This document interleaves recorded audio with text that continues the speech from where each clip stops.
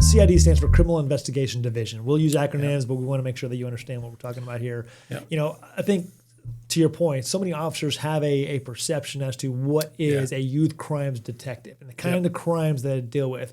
And I think we tell ourselves that it takes a special mindset to actually be able to investigate those crimes because there's a lot of emotions. There is, yeah. I mean, you're dealing with the worst of the worst. You're dealing with that child's worst day of their life. And unfortunately, it's a lot of hands-on stuff. It's a lot of physical stuff. It's a lot of emotional stuff. It's a lot of abuse stuff that happens to children every day. And, when you're a cop and almost everybody's married, most everybody's got kids, so you kind of personalize this into your own world, your own family. And so it just digs in a little more. Like you're really gonna dot the I's and cross the T's. You're gonna do everything that you possibly can because you don't want any hiccups to come down the road, and you don't want anything to happen to this family again down the road. Oh, 100%. I mean, there's so many moving pieces there, and there's so many major elements to really consider, which was a stepping stone to where you're at today. Well, yeah, I had one little brief stay. We had an assistant chief who's moved on to another agency now, who came to me and said, "Hey, I need you to go over and work in." At that time, it was called CAPERS, Crimes Against Persons, and I said, "Well, I'm not interested in CAPERS. I want to go to ICAC, and which I'll talk about in a minute." And ICAC stands for Internet Crimes Against Children. And so I had some exposure to ICAC. I was good friends with the guy who was working ICAC at the time, Bruce Marshall, and that's just where I wanted to go. And I can tell you about that in a second. But this chief came to me and he said, "Hey, I really need you and your experience to go over to CAPERS." And I said, "Well, if the opening for ICAC comes up, I'm going to apply." And he said, "Absolutely, no problem. I'm not going to hold that against you." So he's like, "If you'll do me this favor, I'll remember that down the road." And that's exactly what happened. So I did go for a year, and I worked mostly robberies. I helped out on some homicides and some other kind of things. And it was a really good experience. It gave me an opportunity to see just a different roadmap for how things are done. Still victim-based in that sense. You're still dealing with families who have gone through their worst day ever. So it was good. It was really good. But my heart was leaning towards ICAC, and there's kind of a funny story on how that happened. So Bruce Marshall, who was the guru of ICAC when I was a young buck here, I remember. I saw him one day. He was at the copier, and he was in a pair of shorts, like Bermuda shorts, and a Hawaiian shirt. He had flip-flops on, and he had a beard. And I saw him, and I thought, how dedicated. This guy's on vacation, coming into work and making copies. And so I said something. I was like, "Bruce, what are you doing? You're here on vacation? Like, what's so pressing you couldn't wait till you got back?" And he goes, "I'm not on vacation." And I was like, "Well, why are you dressed like that?" And he said, "I look at the worst stuff on the face of the earth." He goes, "They don't give me any guff about what I wear."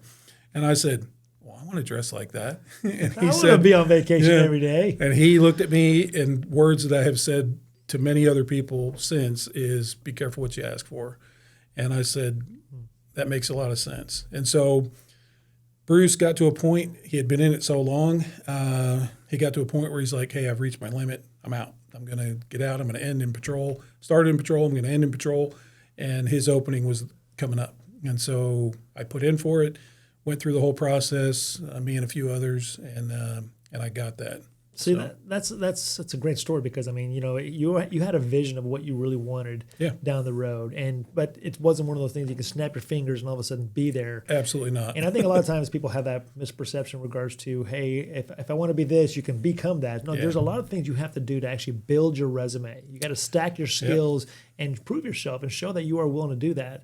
And you had a passion for it. So you actually put in the time. You did the research. You, as you mentioned, you just jumped in 2 feet and just soaked in all the information so that you could be a better detective. Yeah, without a doubt. I was blessed to have the chief allow Bruce to come and work directly with me to kind of show me the ropes. So I think I had him for just under a month.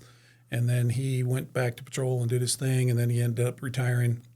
But during that time frame and leading up to that time frame, there's all kinds of things that you don't know what you don't know. And so there was all kinds of trainings I had to go to, and I was getting scheduled for trainings all over the country. And, people around here were like, oh, look at you, you're going to, whatever, Vermont, you're going to Florida, you're going to California, like a world traveler. And I said, yeah, but I'm going for a reason, because there's core courses and there's things that you have to know and there's things that you have to do. Like the reality is I got the position, but I couldn't really do the work other than until I had all these core classes that I had the training, the proper training and the rules that I got to follow. And so like I wasn't really close to touching a case for almost a year. Right. I did mostly training for a year. And so even in that vein, it's difficult. I got to leave my family for 2, 3, 4 weeks, 5 weeks at a time sometimes.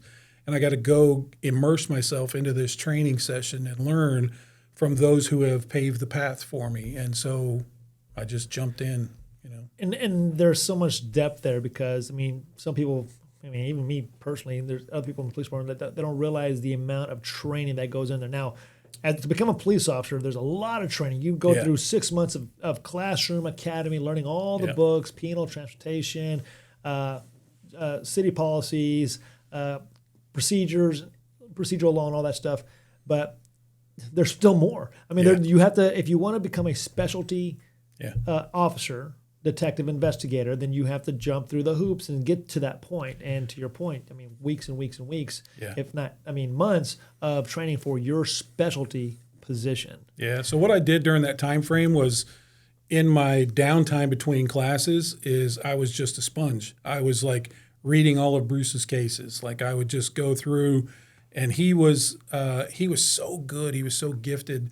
But I will say, and I poke fun at him all the time, but I will say that he was the most unorganized person I've ever met in my life. His case management organization made my head explode.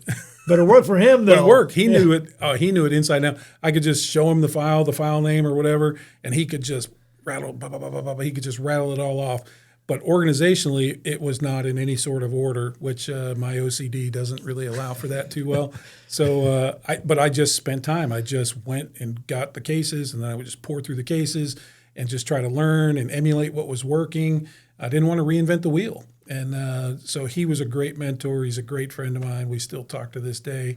But it put me on a path that I don't know that there's many that have lasted as long, because I've been in the ICAC world for 20 years now. Right. And so that has afforded me a bunch of opportunities across the line, from training, and not only just attending trainings, but now I'm the one that's teaching the trainings. Now I'm the one that's going places to teach cops how to do this job and do it right. I'm a big stickler for the rules. I am adamant that we have to follow the rules. They're in place for a reason. I often tell people when I go train, like, I never want to see Godwin v. U.S. When I retire and 25 years from now, somebody's saying, oh, we got to do this because of that dumb guy Godwin did something stupid and we can now have this, law across the land or whatever. I never want any part of that. So just do it and do it right, but do it for the right reasons, even when nobody's watching. I think that's the most important thing to do. We in law enforcement, we have rules to follow. There's so many rules we follow. And then, of course, to your point, there's case laws that are developed based on what has happened in the past. And something is seen, and all of a sudden now there's a change, and we have to adapt to that change. Yeah. We don't control what's going on around us. We adapt, and we want to make sure that ultimately whatever rules we play by the rules correctly, so that those that are actually victimizing those in the public will be held accountable. Yeah, and the other side of it, and I get this a lot because I teach to a lot of parent groups and civic groups, and I'll talk the paint off a wall to whoever will listen to me, because I think that's really our only avenue right now is to raise awareness and educate people. And I'm a big proponent of that. And I will often tell parent groups or people that I'm talking to is like, you have no idea how hard I work to disprove a case just as much as I do to prove a case. Because at the end of the day, I don't want to be responsible for someone to go to prison and be convicted and go to prison for a crime that is horrible that they didn't do. Like, right. I don't want that on my conscience. I don't want any part of that. I have already seen enough horrible things in this world that I can never unsee. And that's the reality of what has to be done in this job. The last thing I want is to have something on my conscience that I put someone who possibly didn't do something in prison. I don't want that. And that's always a good model to have going forward when you conduct your investigations. You want to make sure you have the proper evidence and that you are actually investigating the correct person involved with this crime. Yeah, 100%. You know, to steal a quote from one of my buddies, Brandon Poor, who I do a podcast with myself, he has often said, we're never going to arrest our way out of this problem, ever. And that's very true. Like, we never are. So we have to change the paradigm. We have to change the mindset. We have to educate more people. The more people we talk to, the better it is. The more they understand, the more they know to look.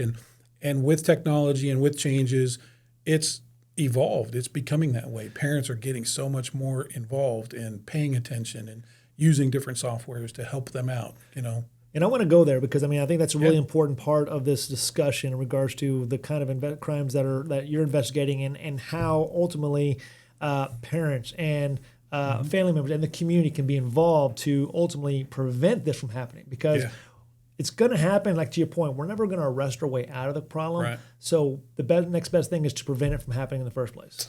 Try to, That's all that we have on the table. And you know, I think it takes, I know that there's professionals all over the country that work in ICAC, and the task force as a whole is humongous. And in Texas here alone, it's huge. You know, I mean, we have thousands and thousands of cops all over the state that are doing this day in and day out. So I've been very, very blessed and very fortunate to work for an agency like Garland who has taken care of me. And you know, some people here say, "Oh, you're the golden boy," and I'm like, "No, I'll put my work ethic up against anybody. Right. I put the work in because it matters, and right. If it changes a path or a trajectory and puts a kid that's gone through something terrible back on a good path, then mission accomplished. If it puts a bad guy in prison that needs to be in prison so he can't do something to another child, so be it." And thanks for watching the video. If you enjoyed what you saw and you want to see the full podcast, be sure to subscribe to our channel at Apple Podcasts or Spotify. You can also watch the full podcast by clicking the link in the description below. We'll see you next time.